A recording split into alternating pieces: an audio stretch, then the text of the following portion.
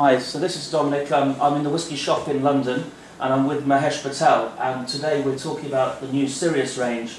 2 single malt whiskies, 2 grain whiskies, very old, and it's in a new range called Sirius. And so really the opening question, Mahesh, is how do you come to be running your own little whisky business?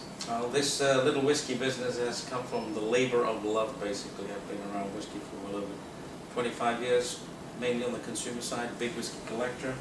I've been enjoying a lot of, enjoying whisky in general, in all categories. But I felt that it was time that, as I've been collecting a lot of sort of premium rare whiskies, I wanted to put a little mark really on the world with my own little label. And this is not really a volume-driven label. It is a boutique brand, and it is concentrating on really some of the most rarest and oldest whiskey the world has to offer. We decided that our first 4 range had to, the first 4 whiskies we're introducing in our first release really is all Scotch. It's all natural whiskies, and what I mean by that is every single whiskey is straight from the cask.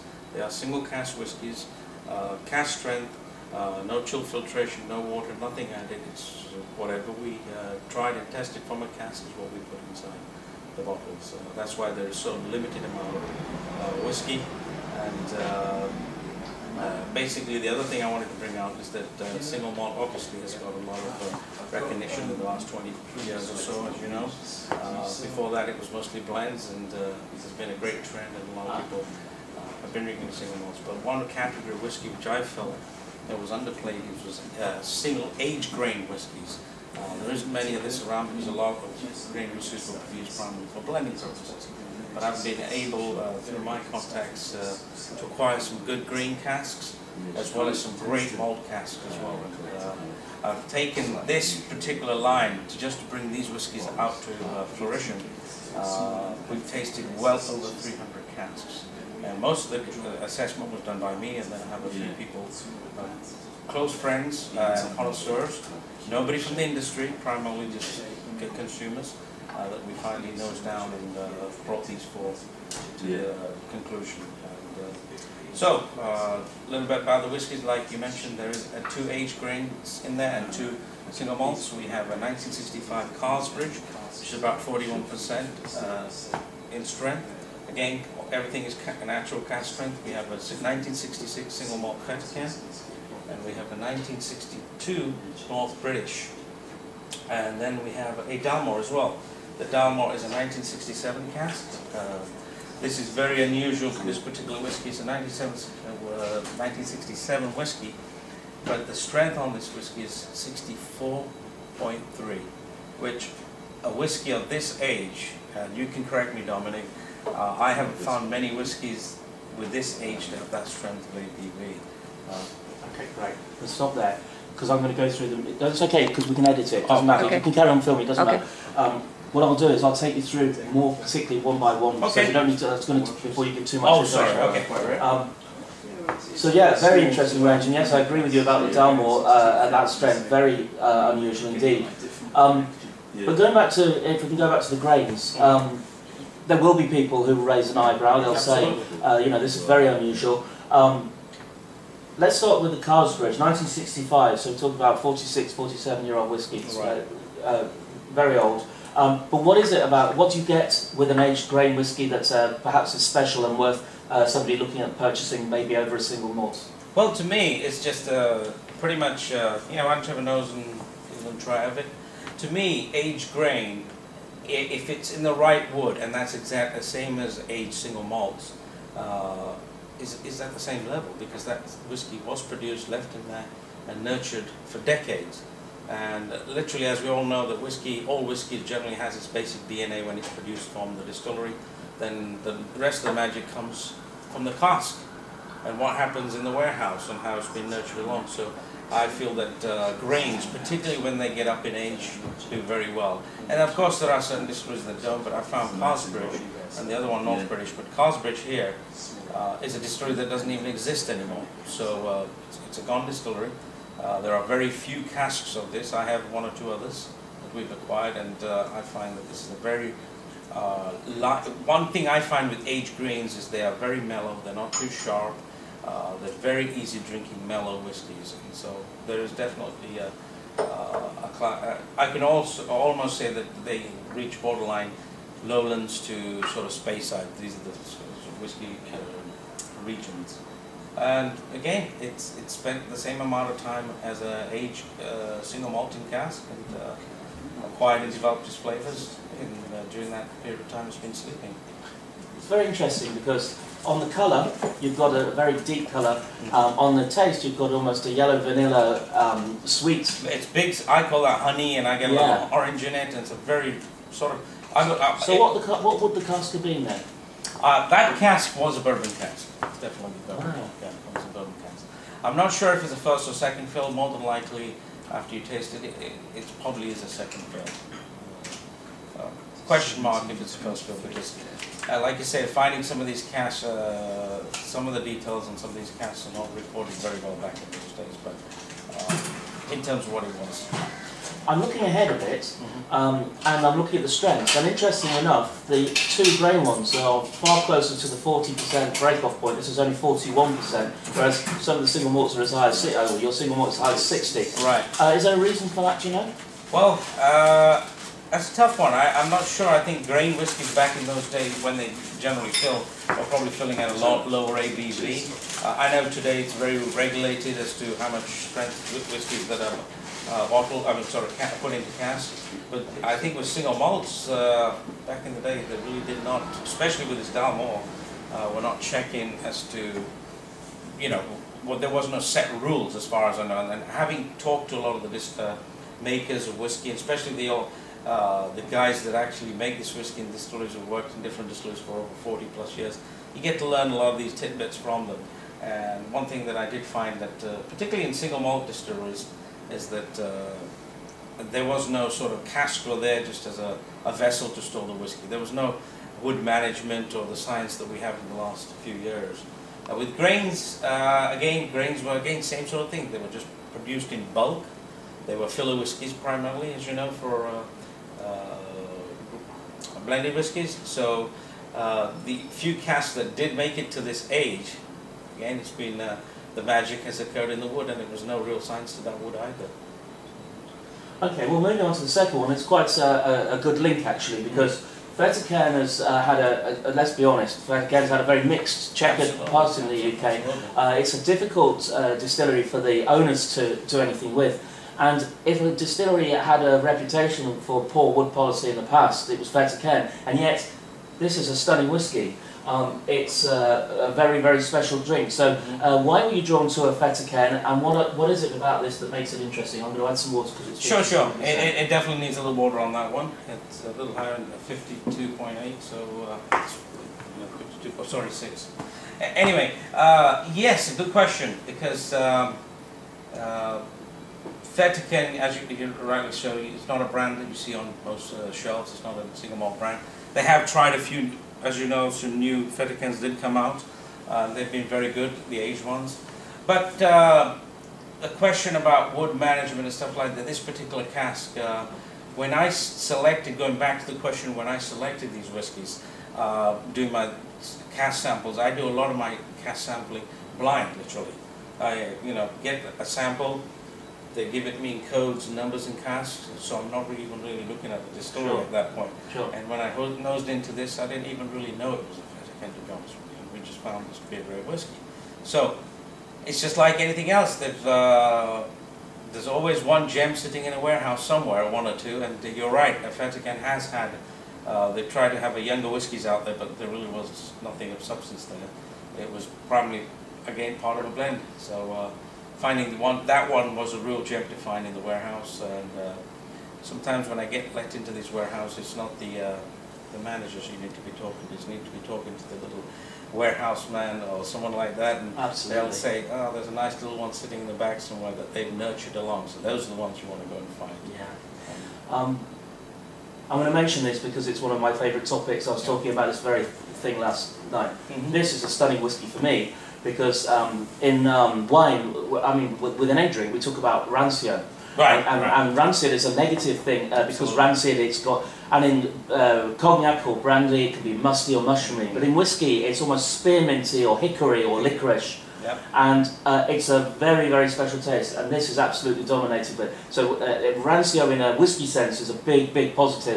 It's in this in abundance, isn't it? Yeah, there's quite a bit of that in there. And to be honest with you, we've done a bunch of tastings in the United States, and we did them as like blind. We didn't tell them which whiskey was in there, and the response, not just from that particular feta can, but even the grain's been huge. And as we all know, there are some hardcore single malt drinkers out there that refuse to try anything else but besides single malts, and in a lot of cases cask strength whiskies. So when we did a lot of these tastings with the blind sort of tastings with them, it was nice to see them getting a little egg on their face when they came back and they were liking, particularly the grains, and that they couldn't distinguish between grain or a single malt. And it is hard when you get it when you have grain at this age. You'd almost think that one of these whiskies is in line with a Speyside or a lowland type of whiskey of age. There's so much sweetness in the palate. Yeah, so rancid, you're absolutely right, and it is a flavor. It's just like if you look at something like Islay whiskey, right? Why do people follow it so much? There's either the people who love it or people who hate those whiskies, and that same sort of scenario falls into this, the rancid category. I agree. Going on to the next one, you've raised again a nice link there, because the other thing is even people who accept grain whiskey tend to think that they're all distilleries that make grain whiskey make pretty much the same thing. In fact, in America there's a term you're not allowed to use in Scotland, but they use the term grain neutral spirit, because the flavour is much more like a vodka. It takes a lot of flavour out. And yet here we have two grain whiskies with a lot of flavour and different flavours. So what would you say about where do you see the differences here between these two? In terms of flavour profile, I find that, again, both of these grains are relatively fresh and light drinking. This one is very sweet. It's got a lot of honey, a lot of orange, so it's got a lot of vanilla sort of character. Whereas this one has sweetness, but I find this is more fruity, a little bit more sort of you get a lot of buttery notes in there, things like that in there. So there is a distinction in that as well. There's an almost Irish quality about this. Yeah, Irish. That's a very, very good analogy there. It does have that sort of almost a triple distilled style of whiskey, which it isn't triple distilled. It's a grain distillery, but. Again, that was actually in a hogshead, so it's in a hoggy cask. Okay. So that was not a butt, and that's why we got a little bit better yield out of that. It's a 50-year-old and 62, but I quite like that one. That is one of my, and I don't think it needs any water. It really is just a nice sipping whiskey. Beautiful. And you mentioned the American quality. There is a lot of. You're familiar with Tennessee whiskies, right? And Dinkel. They make what I call some nice sipping, easy drinking whiskey. There's some analogy between that and that one there. There's a little bit of sweet profile coming into that, but their whiskies obviously are not aged as much. But this is probably a second fill cask. Okay. Yeah, so that's a different spectrum to the next one you're going to try. Which really. These ones, you're introducing them to a lot of people. Absolutely. But the last one, I think everybody will know that the 1960s Dalmore is big. You're talking about royalty. So, yeah, that is the absolutely. That's the big brother of a whole bunch in there. And with the biggest strength. So tell me a little bit about the choice for going through for a Dalmore. I'm surprised. I have to ask you one other question. Given what's happening with the distillery in general, I'm surprised they sold you a cask. Well, again, a lot of these cask selections have been, and what I've been doing currently and have done in the past is that I'm not going there to buy bulks and bulks of whiskey. I've basically had a good connection and was able to, a few years ago, negotiate to get a picking of a few casks. And literally I went inside the warehouses and got samples out of various different samples of Dalmore, aging in the story. And this was one of them, and to be honest with you, I was this when it was put against side by side with some of the new expressions with Dalmore, the older ones that they've got, and blind tasting has sort of blown a lot of people away. But again, this is a one-off. This is a total rarity, just like the others.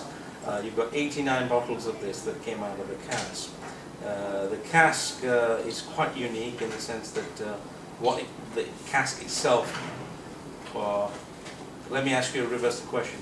Do you have any idea what that cask was when it was aged in? No, absolutely no idea. Even from the nose, the taste, or anything? You've got any inclination? It's very winey. It's very winey.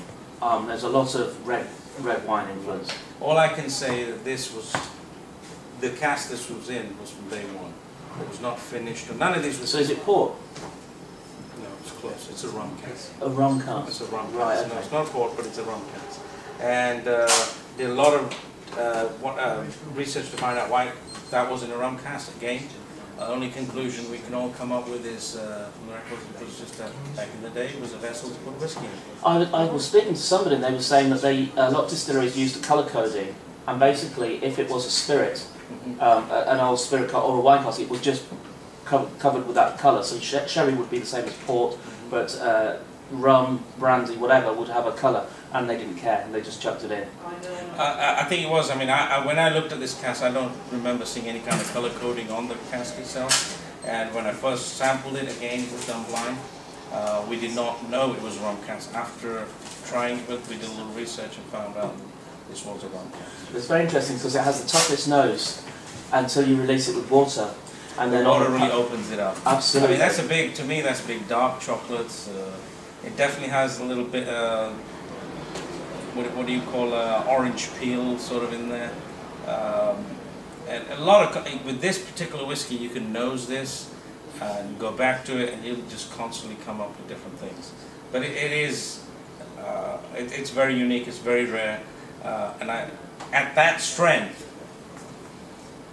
even when you tried it, if you didn't know the ABV, you wouldn't have think that was 64.3 right now, right? It's just. Yeah, you think it's a cask strength, but probably not that much. And to keep, the other thing is, and I don't know what you found, I found that with all these whiskies, when you get old whiskies, particularly old casks, does not necessarily mean that the whiskies are at their peak maturation. One can go down well earlier in their life, and so one thing we found with all these whiskies, and this is my opinion, you can be the judge of that as well, that they have retained a lot of freshness, even though they've got a lot of age. So they don't really, really still perky whiskies. Absolutely. So, and that's the art of selecting a good cask, because you find it right there at the optimum maturation point. Otherwise, otherwise it needs to be married with something else.